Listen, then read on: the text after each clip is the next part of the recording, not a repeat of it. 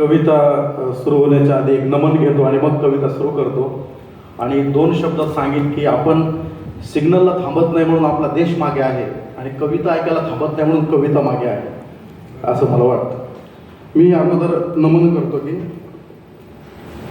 नमन शिवाजी, नमन भवानी, नमन आईला,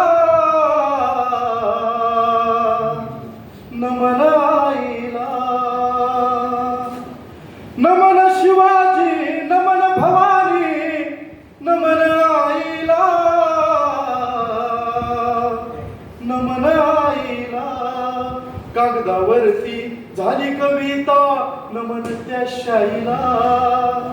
कागदावरती झाली कविता, नमन त्या शाईला. कविता ठेवतो आता, जास्त वेळ न दौडता, नाही तर आहे ते पण दौडून जाते. कविता ही माझ्या लाडकी बहीण सोनालीताईंना, रुचाजींना आणि शुभम करोतीला समर्पित आहे. काहीतरी वेगळं सादर करावं म्हणून हे सादर करतो की नेणिवेच्या डोई रुचा प्रतिबिंब, सोनालीचं तेज कवितेचं अंग. नेणिवेच्या डोई रुचा प्रतिबिंब, सोनालीचं तेज कवितेचं अंग. नेणिवेच्या काठी गाईचा तो धनी, सुधाकर वाली शब्द त्याची ऋणी.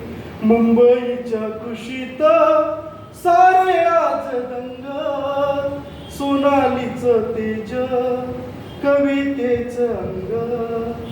नेणिवेच्या डोही ग्रंथालय थाट, भावनेच्या सागराला किनाऱ्याची वाट.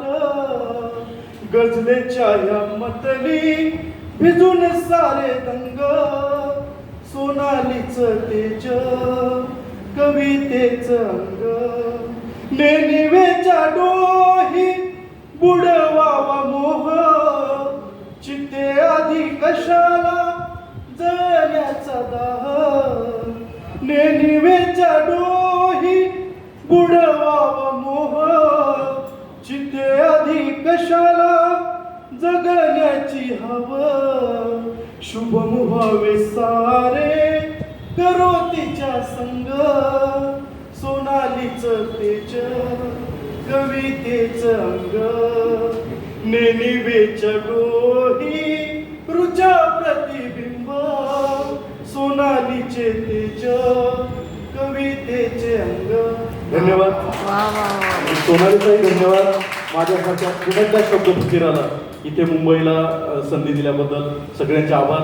सगळ्यांनी ऐकून घेतले, सगळ्यांचे आभार. आणि मी त्या भाग्यवान कवींपैकी आहे ज्यांची कविता विशू बापूंच्या डायरीमध्ये आहे. धन्यवाद.